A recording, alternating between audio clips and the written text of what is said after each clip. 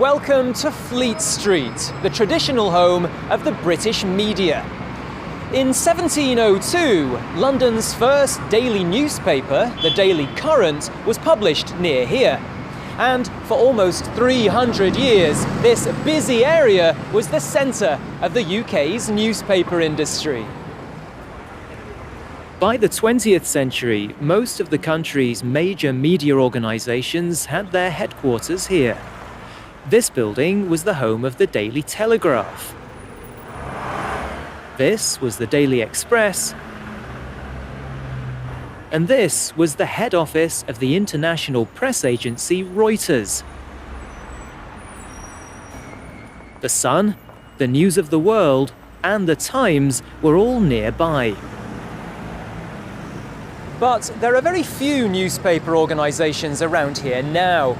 After all, these old ornate buildings aren't very suitable for the rapidly changing industry. For centuries, most people in the UK got their news from newspapers. At the industry's height, popular tabloid newspapers like The Sun and the Daily Mirror had a circulation of around 4 million. Today, The Sun's circulation is less than 2 million, while the Daily Mirror's is less than 1 million. Why? Because many people don't read newspapers. They get their news online instead. Millions of people across the world read news websites, and they have huge global circulations.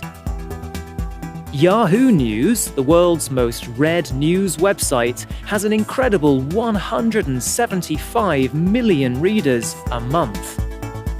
And now social media sites are changing everything. Sites like Facebook, Twitter, and LinkedIn don't produce news, but people often read and share news stories on their sites.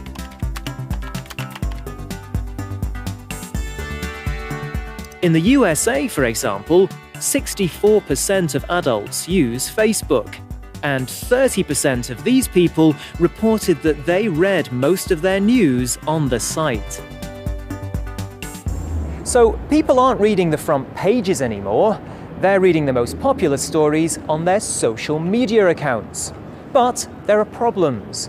Many social media users aren't journalists, and some of these stories aren't news at all. But social media is so popular that newspapers report on what they say.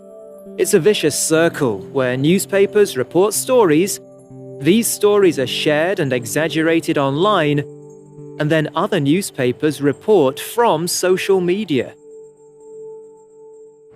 Look at this headline, for example. Ghost ship carrying cannibal rats heading for Britain. Sounds terrifying, but the story was hugely overstated. The ship never came near British soil, and there was no proof of rats being on board, certainly not cannibal rats. So, where did this story come from? On the 21st of October 2013, the Irish Independent reported that an old Yugoslavian ship called the Lyubov Orlova had become loose and had gotten lost in the Atlantic Ocean. In the story, the Irish Coast Guard director told the newspaper that the boat had been beside the harbour, so he assumed there were rats on board. A few months later, The Sun picked up the story. They interviewed a Belgian salvage dealer who wanted to find the ship to make money. He claimed there would be lots of rats, and that rats ate each other.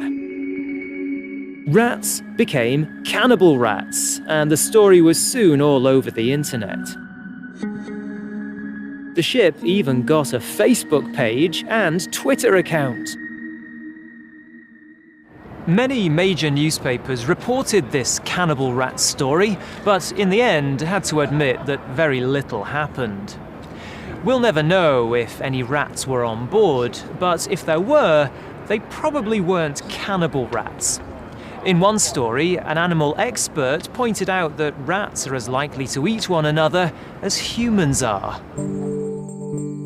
The empty ship drifted around the ocean before disappearing, probably sinking somewhere in the middle of the Atlantic. So, the story wasn't exactly news, but we did learn one thing. We shouldn't believe everything we read in the papers or on the internet.